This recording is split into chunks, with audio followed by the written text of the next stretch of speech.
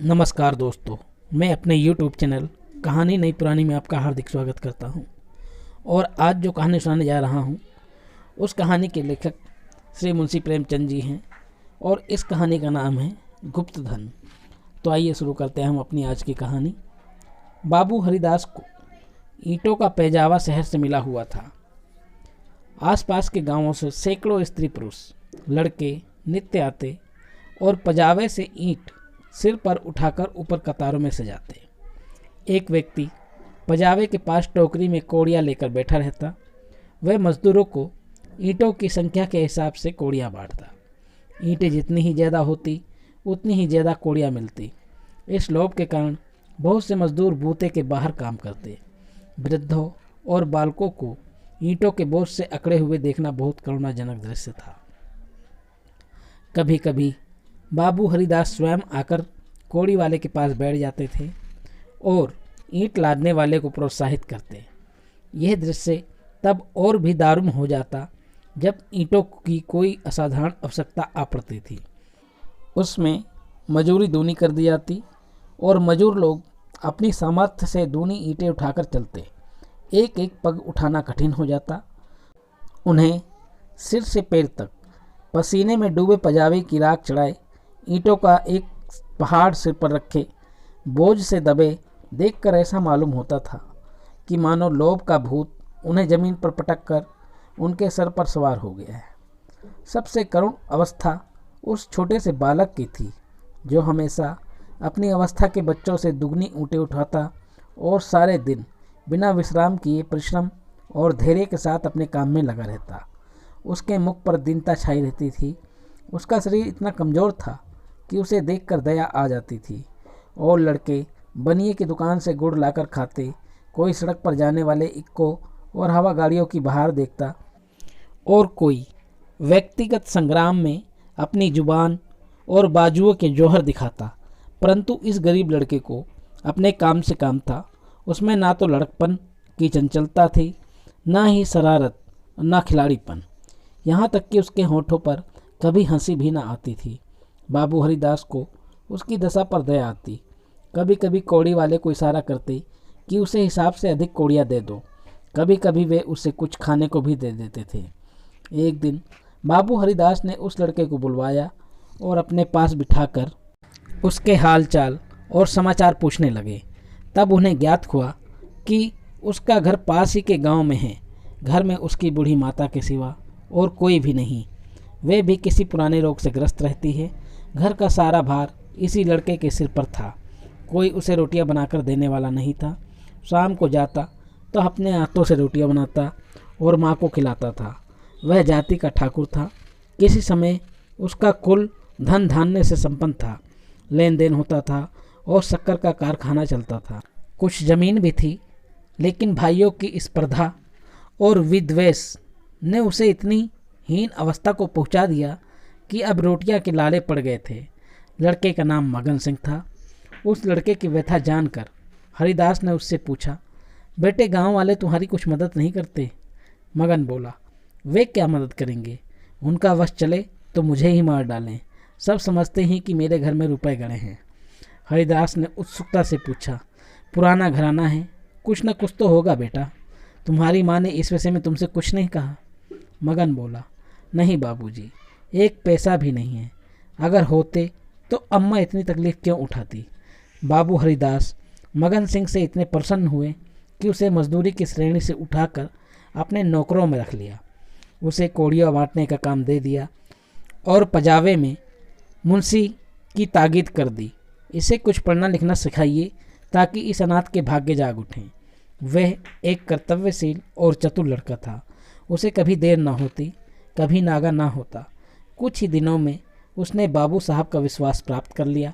पढ़ने लिखने में भी कुशल हो गया था। बरसात के दिन थे। पजावे में पानी भरा हुआ था। कारोबार बंद था। मगन सिंह 3 दिनों से गैर हाजिर था। हरिदास को चिंता हुई, क्या बात है, कहीं बीमार तो नहीं हो गया? कोई दुर्घटना तो नहीं घट गई? कई आदमियों से पूछताछ की, लेकिन कुछ पता नहीं चला। चौथे दिन पूछते पूछते वे मगन सिंह के घर जा पहुँचे। उनकी आवाज़ सुनते ही मगन सिंह बाहर निकल आया। हरिदास ने उनसे पूछा, क्या बात है मगन, तुम कई दिन से काम पर नहीं आए। माताजी की तबीयत तो ठीक है ना? मगन सिंह ने अवरुद्ध कंठ से कहा, माँ की तबीयत बहुत खराब है। कहती है अब मैं नहीं बचूंगी। कई बार आपको बुलाने के लिए मुझसे कह चुकी है, लेकिन मैं संकोच के कारण आपके पास न आ सका। अब जब आप सौभाग्य से आ ही गए हैं तो चलकर माँ को देख लीजिए, उसकी लालसा भी पूरी हो जाएगी। हरिदास भीतर गए तो देखा वृद्धा एक सड़े हुए कंबल पर पड़ी कराह रही थी। उसकी आहट पाते ही उसने आंखें खोली और अनुमान से पहचान गई। बोली, आप आ गए, बड़ी दया की। आपके दर्शनों की बड़ी अभिलाषा थी। मेरे इस अनाथ के अब तुम ही नाथ हो। जैसे आपने अब तक इसकी रक्षा की है, वे निगाहें उस पर हमेशा बनाए रखिएगा। मेरी विपत्ति के दिन अब पूरे हो गए हैं, इस मिट्टी को पार लगा दीजिए। एक दिन घर में लक्ष्मी का वास था। बुरे दिन आए तो उन्होंने भी आंखें फेर ली। पुरखों ने इसी दिन के लिए कुछ थाती धरती माता को सौंप दी थी। उसका बीजक बड़े यत्न से रखा था, पर बहुत दिनों से उसका कहीं पता न लगता था। मगन के पिता ने बहुत खोजा पर पा ना सके, नहीं तो हमारी दशा इतनी हीन ना होती। आज 3 दिन हुए मुझे वे बीजक आप रद्दी कागजों में मिल गया। तब से उसे छिपा कर रखे हुए हैं। मगन अभी बाहर गया है। मेरे सिरहाने जो संदूक रखा है उसी में वह बीजक है। उसमें सारी बातें लिखी हुई हैं। उसी से ठिकाने का भी पता चलेगा। मौका मिले तो उसे खुदवा डालिएगा और मगन को दे दीजिएगा।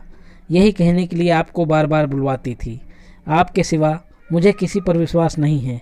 संसार में धर्म उठ गया है, किसी की नीयत पर भरोसा नहीं किया जा सकता। बीजक लेकर हरिदास वहाँ से चला गया। इस बारे में उसने किसी से कुछ नहीं कहा। नीयत बिगड़ गई, दूध में मक्खी पड़ गई। बीजक से ज्ञात हुआ कि धन उस घर से 500 डग पश्चिम की ओर एक मंदिर के चबूतरे के नीचे दबा है। हरदास धन को भोगना चाहते थे, लेकिन इस तरह की किसी को कानो कान खबर ना हो। काम कष्ट साध्य था। नाम पर धब्बा लगने की प्रबल आशंका थी, जो संसार में सबसे बड़ी यंत्रणा है। कितनी घोर नियत थी। जिस अनाथ की रक्षा की, उसके साथ विश्वासघात। कई दिनों तक आत्मवेदना का पीड़ा सहते रहे। अंत में कुतर्कों ने विवेक को परास्त कर दिया। मैंने कभी धर्म का परित्याग नहीं किया और न कभी करूँगा। क्या कोई ऐसा प्राणी भी है जो जीवन में एक बार भी विचलित ना हुआ हो? यदि है तो वह मनुष्य नहीं देवता है। मैं मनुष्य हूँ। मुझे देवताओं की पंक्ति में बैठने का दावा नहीं ठोकना। मन को समझाना, बच्चे को फुसलाना है। हरिदास शाम को सैर करने के लिए घर से निकल जाते। जब चारों ओर सन्नाटा छा जाता तो वे मंदिर के चबूतरे पर आ बैठते और एक कुदाली से उसे खोदने लग जाते। दिन में 1-2 बार इधर उधर ताक झाँक करते कि कोई चबूतरे के पास खड़ा तो नहीं है। रात के सन्नाटे में उन्हें अकेले बैठे ईंटों को हटाते हुए उतना ही भय होता था जितना किसी भ्रष्ट वैष्णव को आमिष भोजन से होता है। चबूतरा काफ़ी लंबा चौड़ा था। उसे खोदने में 1 महीना लग गया और अभी आधी मंजिल भी तय न हुई थी। इन दिनों उनकी दशा उस मनुष्य की सी थी जो कोई मंत्र जगा रहा हो। चित्त पर चंचलता छाई रहती। आँखों की ज्योति तीव्र हो गई थी। बहुत गुमसुम रहते, मानो ध्यान में हो। किसी से बातचीत न करते। अगर कोई छेड़कर चला जाता तो झुंझला पड़ते। पजावे की ओर कभी कभार जाते। विचारशील पुरुष थे। आत्मा बार बार इस कुटिल व्यवहार से भागती। निश्चय करते कि अब चबूतरे की ओर नहीं जाऊंगा, लेकिन शाम होते ही उन पर एक नशा सा छा जाता। बुद्धि विवेक का आपरण हो चुका था। जैसे कुत्ता मार खाकर भी थोड़ी देर के बाद टुकड़े के लालच में घर आ बैठता है, वही दशा उनकी थी। यहाँ तक कि दूसरा महीना भी गुजर गया। अमावस की रात थी। हरिदास मलिन हृदय से बैठी हुई कालिमा की भांति चबूतरे पर बैठे हुए थे। सोचने लगे, आज चबूतरा खुद जाएगा। जरा देर तक और मेहनत करनी पड़ेगी। कोई फिक्र नहीं। घर के लोग चिंतित हो रहे होंगे, लेकिन अभी निश्चित नहीं हुआ जाता कि चबूतरे के नीचे क्या है। पत्थर का तहखाना निकल आया तो समझ जाऊंगा कि धन आसपास ही है। तहखाना ना मिले तो पता चल जाएगा कि सब धोखा ही हुआ है। कहीं सचमुच तहखाना ना मिले तो बड़ी दिल लगी होगी। मुफ्त में उल्लू बनूं, मगर नहीं। कुदाली खटखट बोल रही है। हाँ, पत्थर की चट्टान है। उन्होंने टटोल कर देखा तो भ्रम दूर हो गया। चट्टान थी, तहखाना मिल गया था। लेकिन हरिदास खुशी से उछले कूदे नहीं, सीधा घर लौट आए। घर पहुंचते ही उन्हें सिर दर्द होने लगा। वह समझे थे थकान के कारण है, लेकिन थकान नींद से नहीं गई। रात को ही उन्हें तेज बुखार हो गया। 3 दिन तक बुखार में पड़े रहे। बहुत दवा दारू की गई, लेकिन किसी भी दवा से फ़ायदा नहीं हुआ। इस ऋण अवस्था में उन्हें बार बार भ्रम हो रहा था, कहीं ये मेरी तृष्णा का दंड तो नहीं है। जी में आता था मगन सिंह को बीजक दे दूं और क्षमा याचना करूं, लेकिन कहीं भंडा फोड़ ना हो जाए। इस भय से मुंह बंद कर लिया।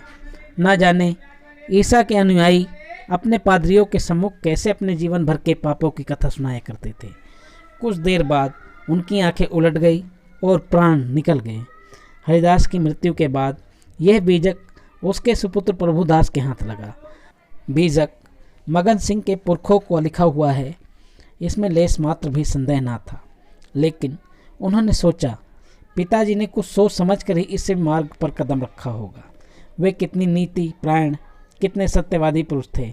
उनकी नीयत पर कभी किसी को संदेह नहीं हुआ। जब उन्होंने इस आचार को घृणित नहीं समझा तो मेरी क्या गिनती है। कहीं यह धन हाथ आ जाए तो कितने सुख से जीवन व्यतीत हो। शहर के अमीरों को दिखा दूंगा कि धन का सदुपयोग क्यों कर होना चाहिए।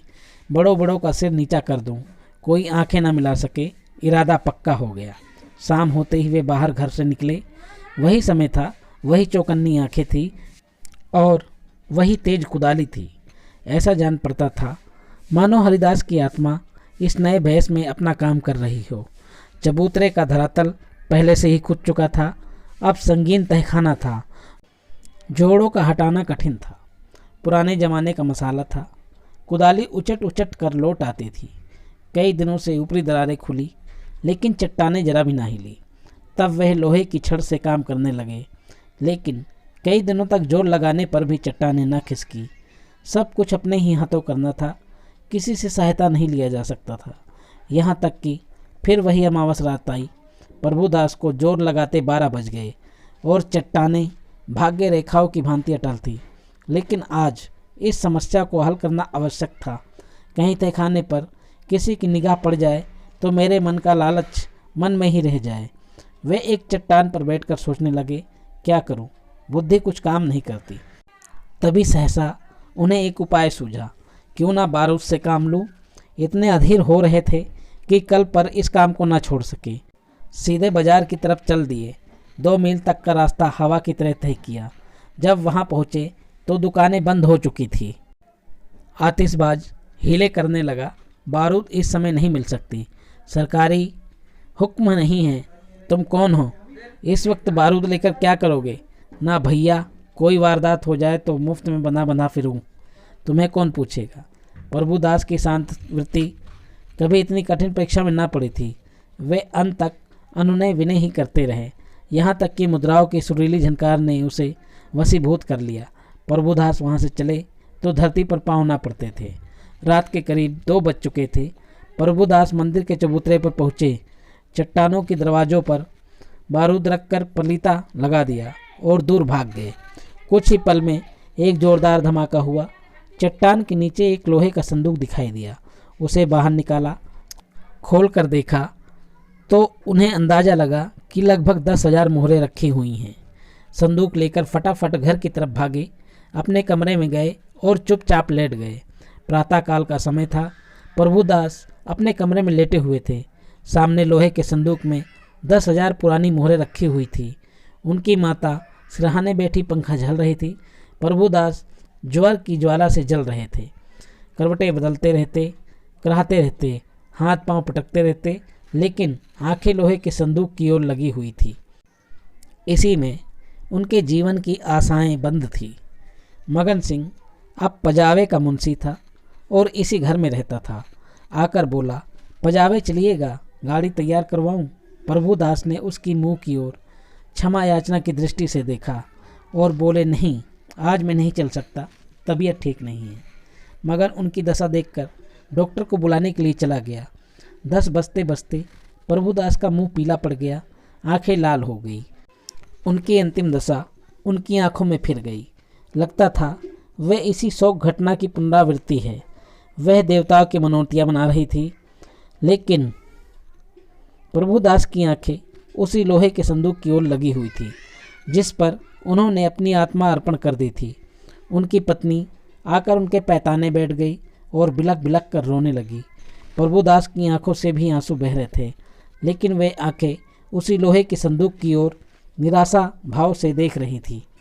डॉक्टर ने आकर देखा, दवा दी और वहाँ से चला गया, पर दवा का असर उल्टा हुआ।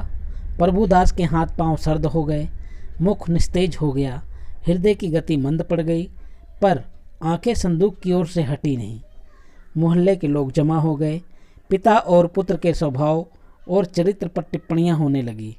दोनों सील और मिने के पुतले थे, किसी को भूल कर भी कड़ी बात नहीं की। प्रभुदास का संपूर्ण शरीर ठंडा पड़ गया था। प्राण था तो केवल आंखों में। वे अब भी उस लोहे के संदूक की ओर निहार रही थी।